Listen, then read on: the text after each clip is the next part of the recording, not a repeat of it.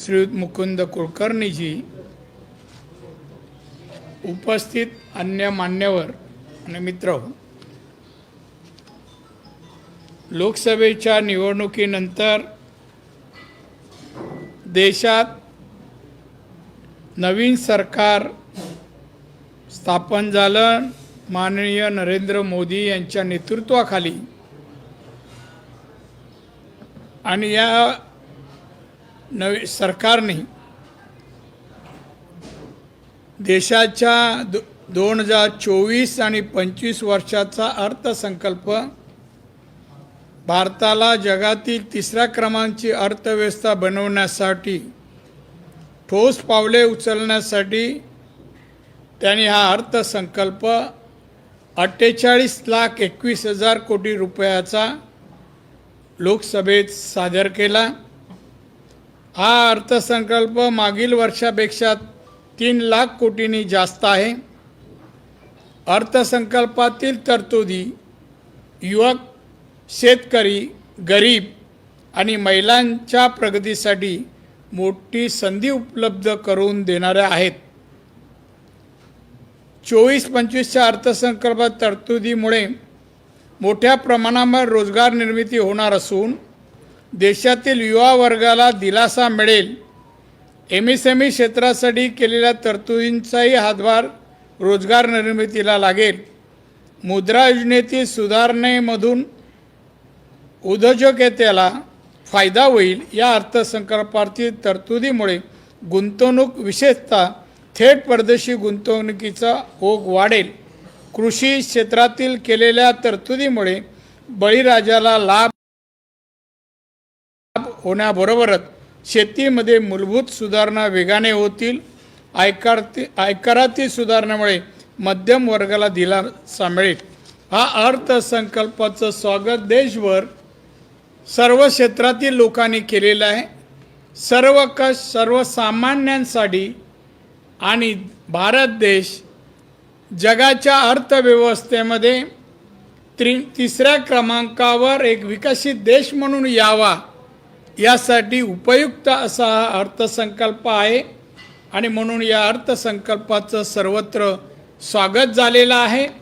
मात्र आमच्या काही विरोधकांनी काही टीका केली. नेहमीप्रमाणे ते अर्थसंकल्प भाषेतली नाही आणि त्यामुळे त्याला उत्तर देणं मी काय द्यायला पाहिजे असं मला वाटत नाही. पण त्याने आधी थोडा अर्थसंकल्प म्हणजे काय याचा थोडा अभ्यास केलेला बरा असं मला वाटतं. आणि त्यांनी आमच्या बजेटवर उद्धव ठाकरेंनी जे काय मत व्यक्त केलेलं आहे त्याला मात्र थोडं उत्तर द्यायला पाहिजे. त्यांनी जे म्हणाले याच्यामध्ये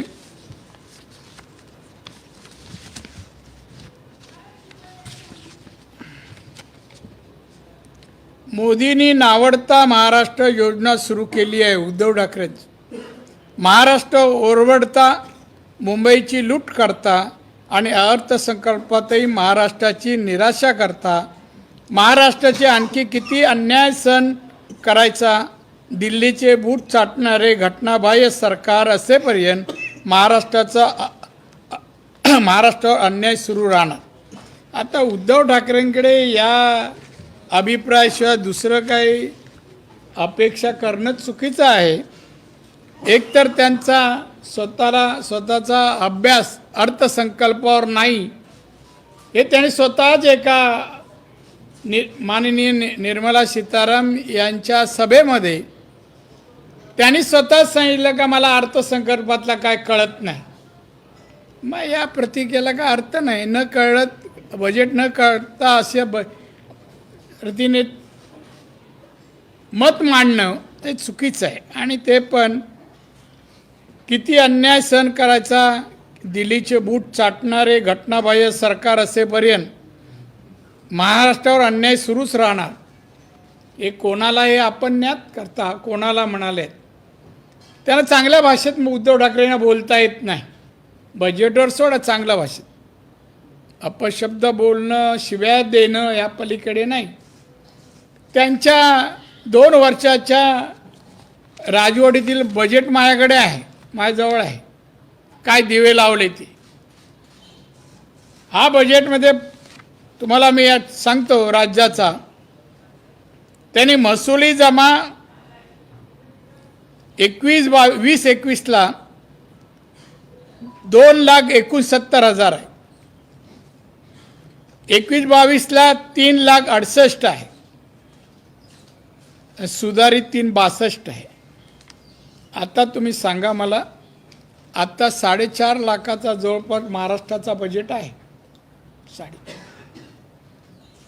2 वर्षातला यांचा रिसोर्सेस पाहिला, महसुली जमा, काय पराक्रम दाखवले, काय असं विकासासाठी प्रोव्हिजन केल्या, तरतुदी केल्या.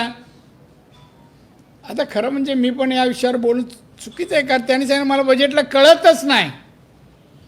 फक्त शिव्या द्यायला एखादा विषय द्यायचा आणि शिव्या द्या म्हणायचं का उद्धव ठाकरे तयारीत आहेत. त्यांची राजकोषीय तूट 2 वर्षाची सांगतो. 2021ला 71,558 रुपये राजकोषीय तूट, 21-22ला 66,641 ही तूट आहे. ते तरी कळलं का माहीत नाही, तुटीचं सरकार चालवलं म्हणून. त्यामुळे उद्धव ठाकरेंनी अशा विषयात बोलू नये. आपला पक्ष सोडून गेला तर त्यांच्यासाठी टीका करायला एखादं, जसा त्यांचा सामना आहे तर सामन्यासाठी एक व्यासपीठ कुठेतरी तयार करावं, फक्त शिव्या. आणि म्हणून मला सांगावं असं वाटतं की हा आमचा अर्थसंकल्प आहे, हा सर्वकष अर्थसंकल्प आहे. यामध्ये असंही उद्धव ठाकरे म्हणतील की देशाच्या बजेटमुळे महाराष्ट्र दिसत नाही असं ते म्हणाले. उद्या महाराष्ट्राने जर बजेट सादर केला म्हणतील आता इथे कलानगर कुठे दिसत नाही, हेही म्हणायला कमी करणार नाही. तर येणारा बजेट महाराष्ट्राचं असेल त्यांच्यासाठी सावधगिरीने सांगतोय मी की या ठिकाणी असं आहे. केंद्राचा जो बजेट आहे हा सर्वकष बजेट आहे. मला सांगावं असं वाटतं आणि त्यांनी बजेट वाचायचं असे मी टिप्पणी देईन, याच्यात डिटेल आहे. केंद्राच्या बजेटमध्ये महाराष्ट्राला मिळालेल्या कोणकोणत्या योजना अंतर्गत पैसे किती हे सर्व डिटेल मी या ठिकाणी मुद्दाम काढून आणलं आहे काल येताना की यांना कळलं पाहिजे. जवळपास 9 पानाचे हे सर्व डिटेल आहे आणि प्रत्येक योजनेअंतर्गत महाराष्ट्राला पैसे मिळालेले आहेत. केंद्राच्या बजेटमध्ये राज्यवाईज पैसे वाटप होत नाही, तो एक फंड होतो प्रत्येक राज्याला, त्यांचे फंडांच्या प्रमाणात दिला जातो. पण योजना ज्या असतात योजनेचा प्रत्येक राज्याला वेगळे वेगळे असं देता येत नाही आणि म्हणून योजनाच दिल्या जातात आणि त्याचा तक्ता आहे त्यांनी घ्यावा. आणि ह्या योजनाचं तक्ता वाचल्यानंतर सगळ्या योजनामध्ये महाराष्ट्र आहे, भारतात महाराष्ट्र आहे आणि ते प्राधान्य मोदी सरकारने दिलेलं आहे असं मला त्यांना सांगायचं आहे. आणि ह्या सर्व योजनाबद्दल डिटेल आलेलं आहे. एक तशी टीका हे दुसरे असेच अज्ञानी विरोधी पक्ष नेते राहुल गांधी, न्यायपत्र से हुबेहूब प्रतिबिंब काँग्रेसचा टोला. काय हुबेहूब टोला तुमचं? ते काय तुम्ही एक पत्रिका काढली त्याच्यात तुमचा मुद्दा होता तो झाला मागे, तोच घ्यायला पाहिजे. बजेटमध्ये नेमकेच शब्द असतात, त्याचा शब्दाचा उल्लेख करावा लागतो, ती बजेटची भाषा म्हणतात. आम्ही तरी योजना आणून अंमलबजावणी लोकांना लाभ दिला. भारताला जगाच्या अर्थव्यवस्थेत 3ऱ्या क्रमांकावर आणतोय, 10 वरून 5व्या क्रमांकावर आणलं. आम्ही आणून दाखवलं उद्धव ठाकरे. तुम्ही तर इथे राजकोषीय तूट वाढून दाखवलीत. आम्ही भारत अर्थव्यवस्थेमध्ये, जागतिक अर्थव्यवस्थेमध्ये 3ऱ्या क्रमांकावर आणतो आहोत. आता हे एक दिवशी शाळा घ्यावी लागेल, मग त्याच्यामध्ये GDP, पर कॅपिटा इन्कम वगैरे सगळं सांगायला लागेल. आणि त्यामुळे माननीय मोदी साहेब भारत एक विकसित देश बनवायला निघाले आहेत आणि त्यासाठी आवश्यक सर्व क्षेत्रातील प्रगतीसाठी या बजेटमध्ये तरतूद केलेली आहे. अतिशय उत्तम जनहित लोकहित साधणारा असा आमचा अर्थसंकल्प आहे. विचारा.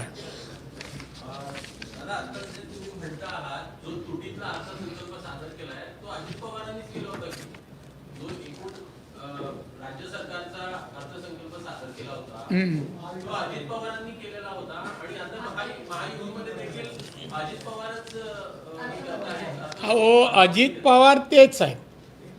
सरकार वेगवेगळे होते, सानिध्य वेगवेगळं होतं.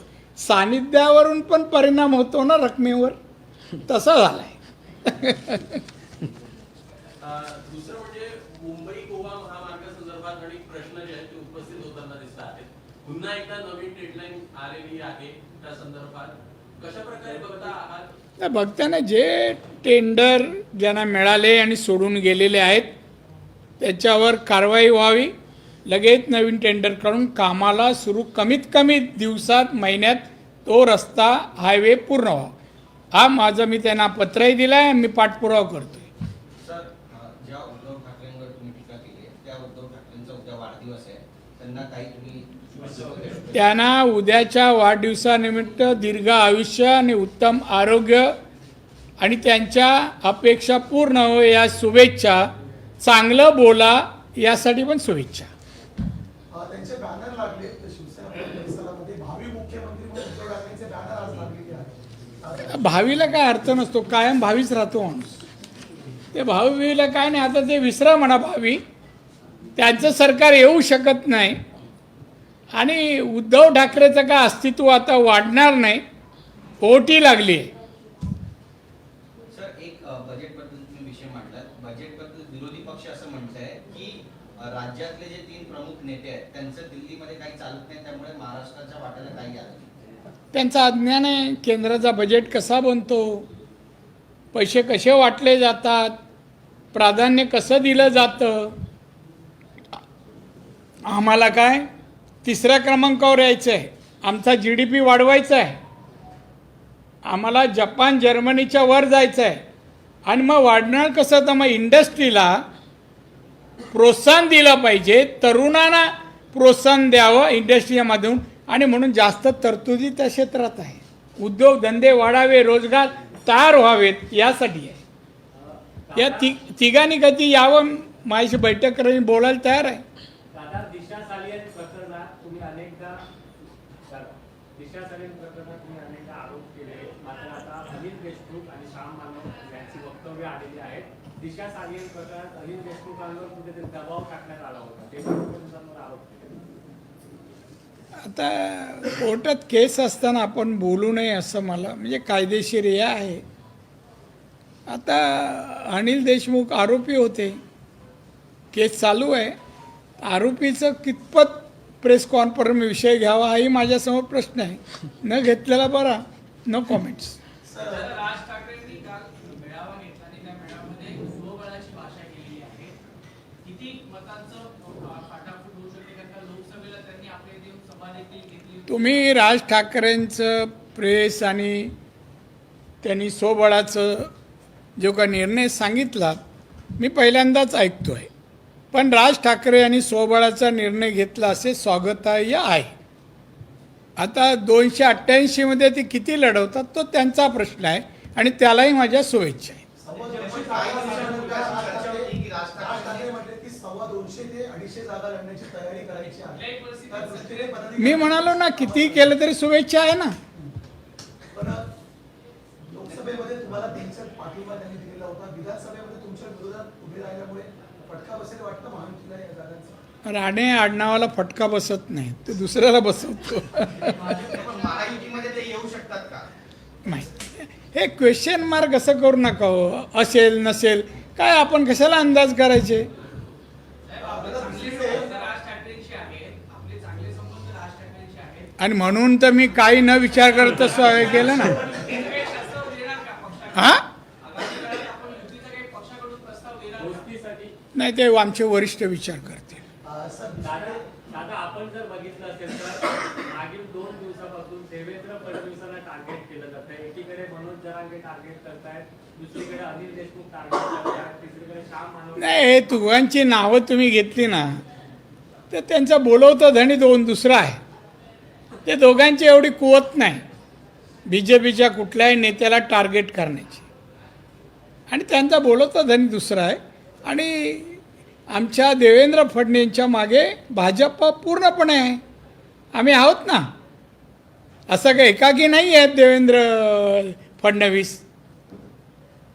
दादा, महाविकास आघाडीचं पहिल्या टप्प्यातलं जागा वाटप पूर्ण झाल्याची माहिती समोर येते. 150 जागांमध्ये 55 जागा या उद्धव ठाकरेंच्या वाट्याला येतात सर्वाधिक. तर दुसऱ्या खालोखाल शरद पवार गट आहे, तिसरा काँग्रेस आहे. कशा प्रकारे बघता या आव्हानाकडे प्राथमिक जागा वाटपाकडे? मी याच्यात काही पाहत नाही, आणि त्यांच्या संख्या वाटपावर मला काय बोलायचं नाही. काय बोला, कधी अजून नक्की झालं आहे का काय, आणि झालं तरी काय बोलायचं, आपल्याला पाडायचंच आहे किती संख्या असलं तरी. काय बोलायचं त्याच्याबद्दल. मनोज जरांगे पाटलांनी मराठा आरक्षणाची भूमिका मांडताना आता राजकीय भूमिका मांडलेली आहे. जे आमच्या विरोधात बोलतील ते उमेदवार पाडायला हवे. त्याचप्रमाणे भाजपाचे कोणकोणते उमेदवार पाडायचे ते देखील आम्ही ठरवू, असं मनोज जरांगे बोलतात. का महाराष्ट्रात तरी असा कोण व्यक्ती मला दिसत नाही तो बोलेल आणि एखादा उमेदवार पाडेल, एवढा शक्तिवान मला कोण दिसत नाही. जरांगेचं नाव तर मागच्या निवडणुकीत कुठेच नव्हतं. आपण जे म्हणताय ना, त्यांच्या ताकदीमागे कोणतरी ताकद लावतो आहे, त्याचं कारणच वेगळं आहे. आणि मी ते एका बाबतीत सांगितलं, जरांगेची मागणी आहे ना मराठा समाजाला आरक्षण हे घटनेच्या 15 आणि 16(4) प्रमाणे मिळावं. गरीब म्हणजे शैक्षणिक सामाजिक आर्थिक आणि शैक्षणिक दुबळेपणावर आरक्षण राज्य सरकारनं द्यावं ही आमची मागणी आहे. कुणबीतलं आरक्षण आम्हाला नको आहे. आम्ही तेव्हाच मी अध्यक्ष असताना सांगितलं, कुठल्याही दुसऱ्या जाती धर्माचं आरक्षण काढून मराठा समाजाला नको आहे. आणि त्यांचं जसं म्हणणं त्यांचं वैयक्तिक मत आहे, म्हणजे मराठा समाजाचं मत असं मानायला तयार नाही. दादा, मग त्यांच्या मागे अदृश्य शक्ती कोण काम करते असं तुम्हाला वाटतं? जरांगेंच्या मागे ते अज्ञान आहे शरद पवार दादा शरद आणि अदृश्य पण आहे. दादा शरद पवारांचं एक वक्तव्य आहे की यंदा महाविकास आघाडी येत्या ज्या निवडणूक आहे त्यामध्ये आम्ही 225 जागा जिंकू. नाही, 288 बोलले असतील, करेक्ट करा जरा. 288 बोलले का? मग दादा, सुनील केदार जे काँग्रेसचे नेते आहेत, माजी मंत्री होते, त्यांनी सुप्रीम कोर्टमध्ये दावा घेतली होती. त्यांची आमदारकी रद्द झाल्यामुळे त्यांच्यावर जो गुन्हा दाखल होता त्या संदर्भात, मात्र आता सुप्रीम कोर्टाने याचिका फेटाळली आहे. त्यामुळे कुठेतरी त्यांच्याकडे निवडणूक लढण्याची शक्यताही मावळताना पाहायला मिळणार आहे. कशा प्रकारे बघता एकंदरीत, कारण सातत्याने केदार असतील किंवा काँग्रेसच्या नेत्यांनी भाजपवरती या संदर्भात आरोप केलेले होते की खोट्या गुन्ह्यामध्ये अडकून कुठेतरी विरोधकांना. आता कसं म्हणू शकते काँग्रेस खोटे गुन्हे? कोर्टाने दिलेला आदेश आहे हा, भाजपने दिलेला आदेश नाही आहे. कोर्टाचा आदेश आहे, मानला पाहिजे. भाजप जिथे आक्षेप घेतं तिथे सच्चाई आहे, कायदेशीर खरी गोष्ट आहे.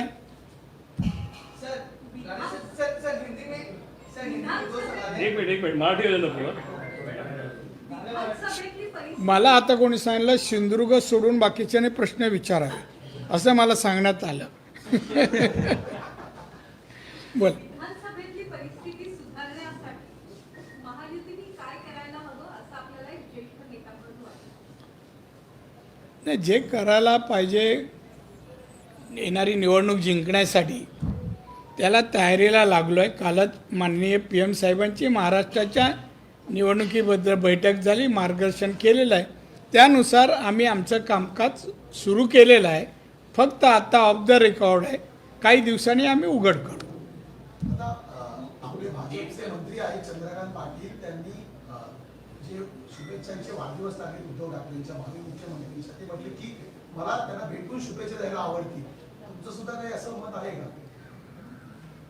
नको त्या माणसाला आपलं मूड खराब करण्यासाठी का भेटावं असं मला वाटतं. उत्तर तुम्हाला समजलं. हिंदी हिंदी सर,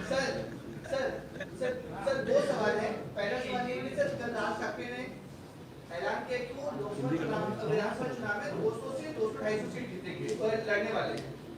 उन्होंने पहले ऐलान किया था कि एनडीए को वो बाहर से समर्थन दे रहे हैं, लेकिन शामिल नहीं हो रहे हैं. तो क्या ये विधानसभा चुनाव में क्या सिनेरियो कुछ चेंज हो सकता है? 5 साल अकेले लड़ते तो भाई साहब, आपने क्वेश्चन पूछा, मैं कोई भविष्यवाणी बताने वाले में से नहीं हूँ। ऐसा कुछ होने वाला है क्या, कैसा बता सकता हूँ? एक तो उनको शुभकामनाएं दे दिया मैं, और जितने भी सीट लड़ाना चाहते हैं उसके लिए मेरी शुभकामनाएं। नहीं, लेकिन उसको इससे नुकसान किसको होगा ऐसा लगता है, क्योंकि 2009 में राज ठाकरे की पार्टी की वजह से काफी सीट बीजेपी शिवसेना की गिरी थी, तो उनका भी जनाजा है, उनकी वोट बैंक है, तो उसका कहीं ना कहीं खामियाजा किसको? भाई साहब, राज ठाकरे चुनाव लड़ रहा है, सीटें कितनी वो बोल रहा है 200 के ऊपर होगी। यही फिगर जब इलेक्शन आचार संहिता शुरू होने तक रहने देना, देखो ये चेंज होते जाएगा, सब फिगर बढ़ जाएंगे या कम हो जाएगा, कभी एडजस्टमेंट हो जाएंगे, बहुत कुछ बदलाव हो सकता है। महायुति के साथ आ सकते हैं क्या, मतलब क्योंकि उन्होंने लोकसभा में तो समर्थन दिया, तो महायुति के साथ आ सकते हैं क्या ऐसा? मुझे मालूम नहीं, जानकारी नहीं।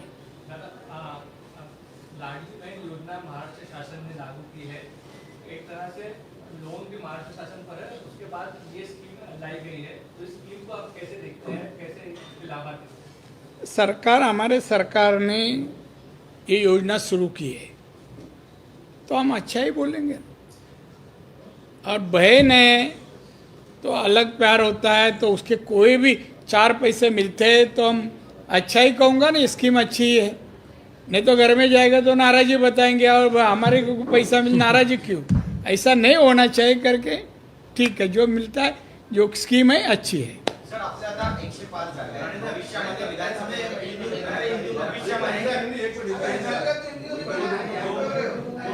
जो बारिश हुई है कोकण में, मुंबई में, पुणे में, नागपुर में, इसको लेकर विपक्ष कह रहा है कि सरकार ने सिर्फ जो है ठेकेदारी की पैसे के भ्रष्टाचार किया, इसके कारण ये सब पानी भर रहा है, अलग अलग शहरों में लोगों की मौत हो रही है और सरकार ही इसकी जिम्मेदार है।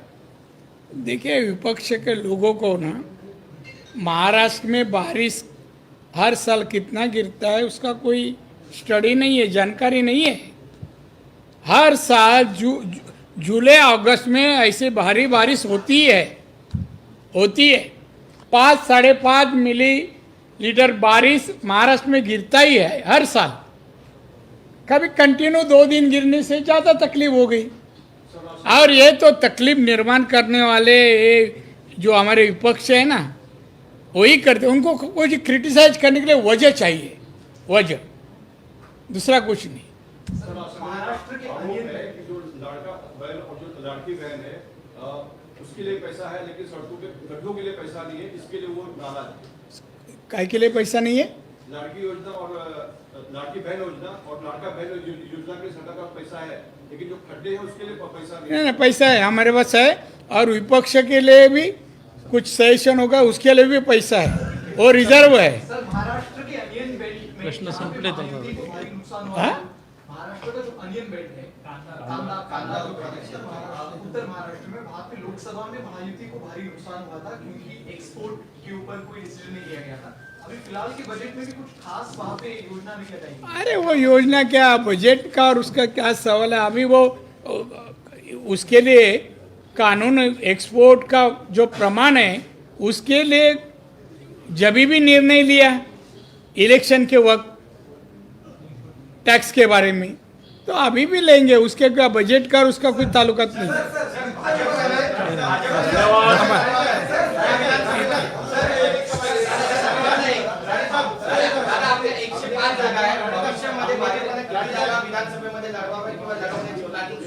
काय कळलं ना, एकानेच विचारा ना। एक मिनिट सचिन, एक मिनिट सचिन हो विधान परिषद अरे एकाने विचारा तर समजेल ना। एक मिनिट एकाने हे विचारा. काय विधानसभेमध्ये किती जागा भाजपने लढवायला हव्या किंवा किती जागांवरती आपली प्लॅनिंग सुरू आहे लढवण्याची? मला तर वाटतं बीजेपीने 288 लढवावे. माझं उत्तर मी दिलं की नाही? सचिन लास्ट. अग्निवीर योजना को लेकर विपक्ष इस तरह से बयानबाजी कर रहा है पार्लियामेंट में। आज प्रधानमंत्री ने काफी सुनाया कि राष्ट्रीय हित के मुद्दे पर राजनीति नहीं करनी चाहिए, जो सुरक्षा से जुड़े मुद्दे हैं उस पर कांग्रेस राजनीति कर रही है, इसको आप कैसे देखते हैं? जनता को गुमराह कर रही है। मैं हमारे माननीय पंतप्रधान जी ने जो कहा उसे सहमत हूं। सर अनिल देशमुख ने बड़ा एलिगेशन लगाया और उन्होंने कहा कि उसके बाद पेंटाइल आप जब भी क्वेश्चन नहीं पूछा, अभी कोई सातों बाजू वाला आपको कुछ कान में बोला, आप तुरंत चालू हो गए, ये क्या है? हाँ?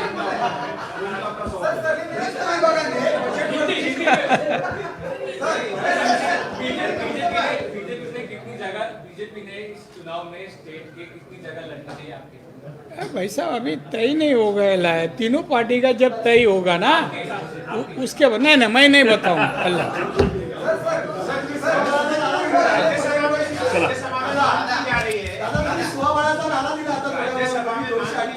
इमरजेंसी के दौरान जो एट्रोसिटी हुई, शाह कमीशन की रिपोर्ट टेबल की जाए, कैसे देखते हैं? मैं देखता ही नहीं हूँ। दादा तुम्ही स्वबळाचा नारा दिलाय 238 भाजपने लढायला लागलाय. तुम्हाला वाटतं स्वबळाचा अरे आमचे वरिष्ठ विचार करतील, डाया उजव्या बाजूला म्हणून तर बसवलंय. शिंदे मंडळ 126 लढवणार. मला त्याच्यावर कॉमेंट्स करायच्या नाही, नाही उसको नहीं आणि ते आता दिल्लीत आहेत की नाही ते ठरवून येतील. नहीं सर, महाराष्ट्र विधानसभा चुनाव को लेकर कल जो पीएम के साथ आपकी बैठक हुई है, आप कई वरिष्ठ नेता मौजूद थे, क्या कुछ बैठक में चर्चा की गई है? नो कॉमेंट्स, उस पे वो मीटिंग की चर्चा नहीं होती. मनोज जरांगे का व्यक्तिगत मत है, आप कह रहे हैं सभी मराठों का वो मत नहीं है जो आपने अभी मराठी में कहा, उसे आप अगर हिंदी में बता दें तो पूरा मराठा आरक्षण को लेकर जिस तरीके से मनोज जरांगे मांग कर रहे हैं वो उनका व्यक्तिगत क्या मांगे, आज का सवाल छोड़े.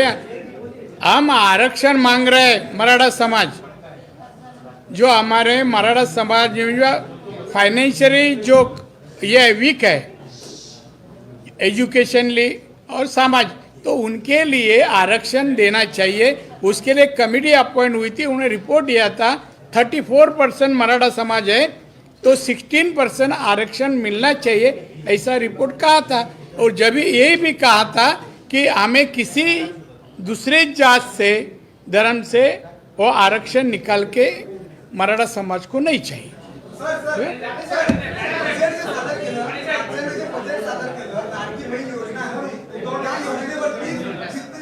प्रश्न उपस्थित केला आहे की महिलांसाठी आणि मुलांसाठी जर का या सर्व योजना आहेत तर मग लाडकी बहीण योजना आणायची काय गरज होती? तुमचा जो निधी असेल तो कसा उभा करणार असं वित्त विभागाने प्रश्न उपस्थित केलाय. तुम्ही नीट वाचा, मी वाचलाय तो. ते सेक्रेटरी मत असेल की यासाठी मग पैसे रिसोर्सेस कुठून, असा प्रश्न आहे तो. लोकसभा निवडणुकीमध्ये जागा कोणाला द्यायची, शिवसेना की भाजप, यामध्ये वाद चालू होते. ती जागा भाजपकडे आली. आता आपण जिंकून आलेला आहात, राणे फॅक्टर, राणे दबदबा तिथे कायम राहिलेला आहे. विधानसभेमध्ये शिवसेनेच्या जास्त आमदार तिकडे सध्या आपल्याला पाहायला मिळतात. तर येणाऱ्या विधानसभेमध्ये किती जागा भाजप लढवेल कोकणात? जास्तीत जास्त विवेक सर मध्य प्रदेश हाईकोर्ट ने इस बात का समर्थन किया है कि सरकारी कर्मचारी लोग जो है वो आरएसएस की गतिविधियों में हिस्सा ले सकते हैं. और कोर्ट ने ये भी किया कि फैसला बहुत देर हो गया इसको फैसला लेने में. सर इस पर आप क्या कहेंगे? मध्य प्रदेश कोर्ट ना, हाईकोर्ट तो हमें क्या ताल्लुकात है. इधर का कहा, कल का दुबई का भी पूछेंगे.